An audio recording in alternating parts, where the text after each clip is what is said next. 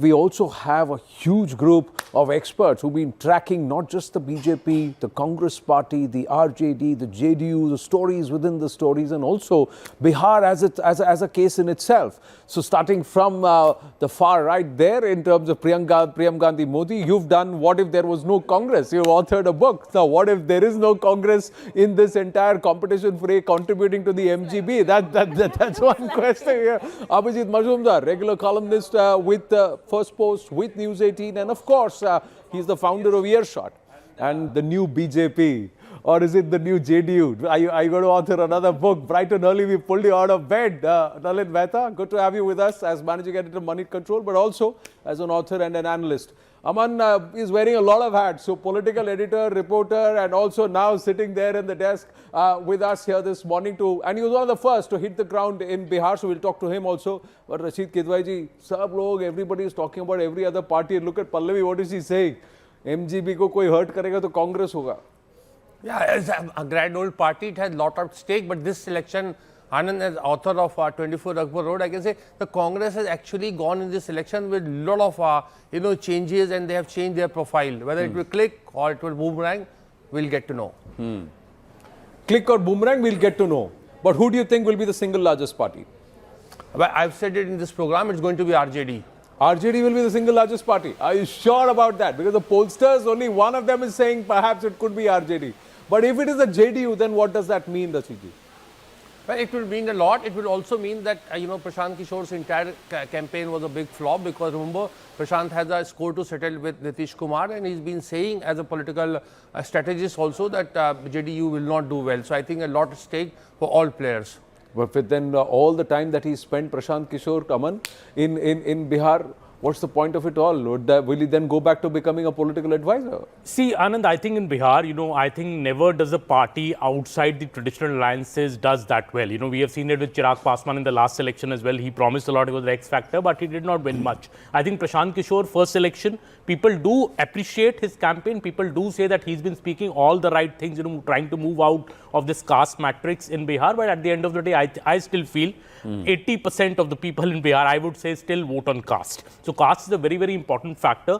But I think quickly, if I say, I think the surprise factor of this election actually is going to be the performance of Nitish Kumar. I have covered the earlier 2015 election, 2020 election in Bihar. Nitish Kumar had his back to his wall, back to the wall. But I think this time when I traveled on the ground, Anand, I think I saw a lot of goodwill for Nitish Kumar. There was no anger against him. In fact, this whole campaign of Tejashwi Yadav calling him, he's not mentally fit, he's not physically fit, I think has worked for Nitish Kumar. People have a lot of sympathy for him on the ground. I will not be surprised if JDU this time performs better than the BJP in the terms of seats. I still agree with Rashid Bhai that RJD will be the single largest party because also it's contesting far more seats, contesting 143 seats, other two JDU and BJP at 101 each.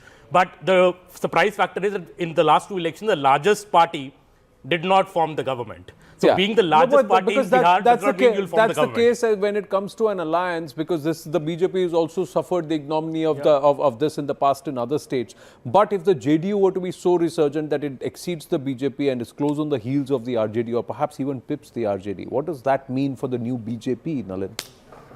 So I think, I agree with Aman that the JDU is resurgent in this election. Let's see what the result finally shows. If you look at the last 5 elections, 2005 the JDU had 88 seats, 2010 115, 2015 71, 2020 they fell to 43. So that was an all-time low for Nitish Kumar, right? Right. In the Lok Sabha election, the JDU, when you extrapolate its Lok Sabha results to Vidhan Sabha, it won about 72 assembly segments. Okay. So that is the kind of number the JDU is targeting in this election, a year after the Lok Sabha election. Right. What does it mean for the new BJP? Well, I think the BJP's problem in Bihar is the BJP doesn't have a local face. And the BJP in Bihar is structurally always been a very different party from the BJP in UP, for example. Correct. The BJP's grand resurgence in North India has been led with the resurgence in UP and in the other North Indian states. In Bihar, the BJP's never had the right caste mix. The caste matrix of Bihar is very different from other states. Yeah. So in Bihar, the BJP's natural sort of caste arithmetic starts with a 8, 9, 10% disadvantage when compared to other states. So it has never had the kind of strong party structure that was built in the other North Indian states. Along with the party structure, like you were right, there is no big face. You know, Bihar, like Tamil Nadu also, although there it is film stars, every state needs some regional icon, an iconic figure or an iconic leader who's perhaps the face of that particular party. That's an interesting point. So on that point, you could argue that in UP, the BJP has Yogi Adityanath, but it doesn't have totem pole leaders in, say, Madhya Pradesh, although it had Shivraj Singh Chauhan for the longest time. For a long time, Vasundhara was there. See, in every state, if you were to see where the BJP actually broke ranks and came up, rose, they had a regional face. The point I'm trying to make is in a state like Haryana, where the BJP, sprung a rabbit out of the hat and surprised the Congress soon after the Lok Sabha result. It didn't have a great local leader on the ground in Haryana. In Bihar also it doesn't, but in Bihar the caste matrix is much more solidified in stone. So therefore, the other thing is that Haryana was a two-party fight, straight fight between Congress and the BJP. There were not so many of these alignments. And then you had the Jats on one side and the Jat plus combination and the non-Jats, which is a grouping of 30 odd, which Manohar Lal Khattar had milked and the BJP had worked. So you could argue that in Bihar, what does it mean for the new BJP? In Bihar, the BJP needs JDU as much as the JDU needs BJP. JDU as much. And perhaps did they realize that the last time around? Abhijit Majumdar and Priyam Gandhi Modi, your talk time after we just quickly bring in some of the X factors. Allow me